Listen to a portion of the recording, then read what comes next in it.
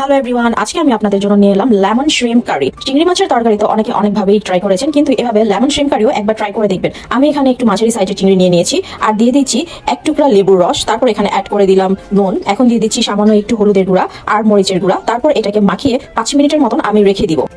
Minute 5 এটাকে মাখিয়ে রাখার পর এখন আমি একটা প্যানে গরম তেলের মধ্যে মাছটাকে প্রথমে হালকা একটু ভেজে নিব। খুব বেশি ভাজবো না, অল্প একটু ভাজবো। খুব বেশি যদি ভাজি তাহলে চিংড়ির শেপটা নষ্ট হয়ে যায়। তো আমার মাছ ভাজা এখানে হয়ে এসেছে, তো আমি এগুলোকে এখন তুলে নিব।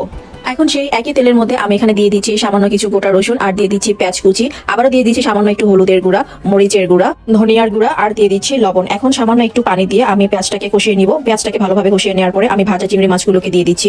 এখন এই ভাজা চিংড়ি মাছগুলোকে আমি আবার একটু কষিয়ে নিব। মাছগুলোকে পেঁয়াজের সাথে ভালোভাবে কষানোর পরে এখন আমি দিয়ে দিচ্ছি কাঁচামরিচের ফালি আর দিয়ে দিচ্ছি লেবু পাতা আর দিয়ে দিচ্ছি 2 স্লাইস লেবু।